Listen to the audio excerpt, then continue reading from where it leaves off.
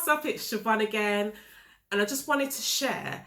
If you aren't already, you should be tracking absolutely every single property that you're looking at. Even if you don't go out to see it, even if you don't make an offer, you should be tracking every single property. And I'm going to tell you why. This has happened to me more than once, where I've been out to look at a property and I've gone out, I've taken pictures, and I've made an offer. And for this particular property, the agent came back to me and said, "Oh, we've had another offer accepted. It's actually going through now." So on that basis, like, okay, cool, no problem whatsoever. Not only should you follow up you should be setting yourself a reminder in your phone or putting it in your diary to follow up on all your offers until they're completed, basically. Not only does it make you memorable, so the agents will know that you are genuinely interested in that property, and if it falls through, who they're going to call first? The person who's been contacting them, expressing an interest, finding out what's happening with that sale. Anyway, I digress. So you should follow up, and obviously it's easy to do that if you've got a spreadsheet or a document where you've been tracking all the properties that you're looking at. So going back to this property, made an offer, told that it was going through, that's absolutely fine. No word of a lie, it must have been a good 6 months later.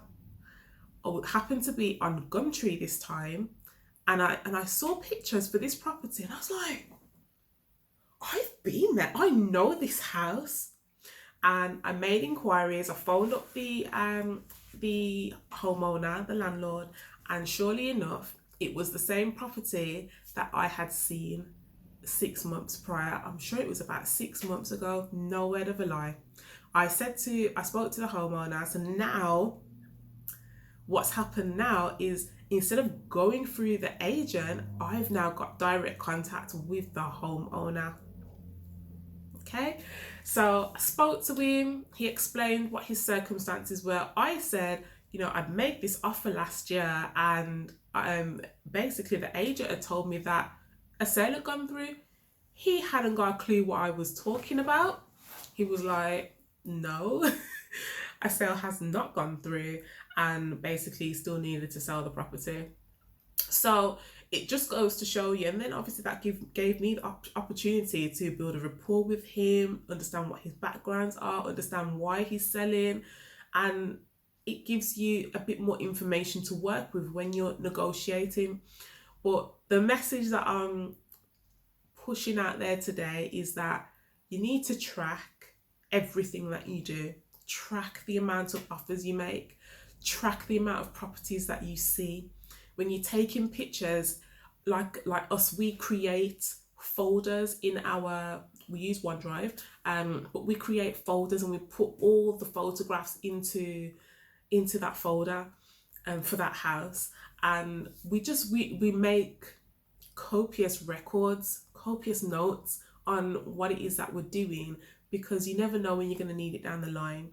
Another example of why it's good to keep photographs and records of the properties that you go to see is, I remember seeing this property and it was in a state. It had holes in the roofs. It was like 3 stories. It had holes in the roofs.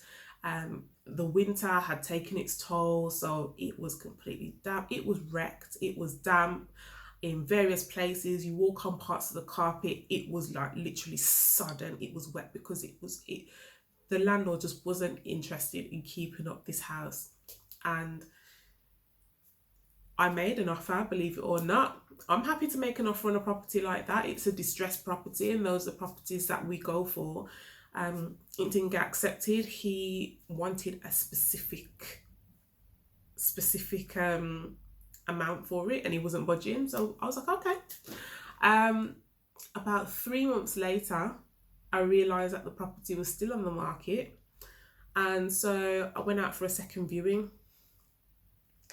Now, this second viewing, he still hadn't done any work on the property. The holes were even bigger. The damage was ridiculous. That I now would walk up the stairs, and because of the leaks from the roof, the beams were now on the floor. From some of the beams from the ceilings. I shouldn't say that it wasn't to a point where it was a health and safety risk, but it was so distressed that the ceiling now had a clear hole, which was on the carpet, which was on the top of the first flight of stairs. I then went up to go to the next flight of stairs, and I swear it was like a horror movie up there. I saw nothing but bird feathers, and I could hear ooh, ooh. Oh, every time I tell this story, I get chills. Like, it's funny. I do laugh when I think about it, but it was something from a horror movie, and a part of me wanted to go up there, but then a part of me didn't, because I'm not I'm not ready to go out like that. But I started to venture up the stairs, and a gush of wind came from upstairs, and the feathers just went boom. Like, it was just like feathers everywhere. I was out. I was like, I'm not going to tell you what I said. It was a lot of profanity, but let's just say I ran down those stairs. The agent was downstairs. She was just like, oh yeah, just go and have a look around. She didn't even bother going up there. I said to her, listen, I don't know what's going on up there, but the story goes on and on and on. I'm not here to, ultimately, I made an offer. He still wasn't happy with the offer. It was communicated to him what state the property was in, and ultimately the agent had to take it off the market because it wasn't safe at that point to continue having viewings and things like that. So that, for me, that's another example of why you should track things, because that property had deteriorated, and not only did he not know, the homeowner not know that it deteriorated, the agent didn't know either, because they were allowing people to have viewings, but she'd never been up there, or it had been a long time since she'd been up there, so she had no idea what condition the property was in. And that, obviously, what's that going to do for your offer? You're going to lower the offer that you make. So just start thinking about how to systemize and how to track everything that you're doing, so that you can measure, you can know what your previous offers were. If someone comes back to you and says, oh, this house has come back on the market, you can have a look and see what your offer was before, and maybe you need to negotiate a better offer because, your circumstances may have changed. So leave that with you anyway. That I thought I'd share that valuable story because somebody else found it useful, and I'll be back with some more. Hit the subscribe button and the notification so that you know when I upload. And if there's anything that you want me to go into more detail about, please comment below or just reach out to me on hello@hamiltonpropertypartners.com, and I'll speak to you again soon. Take it easy, guys. Bye.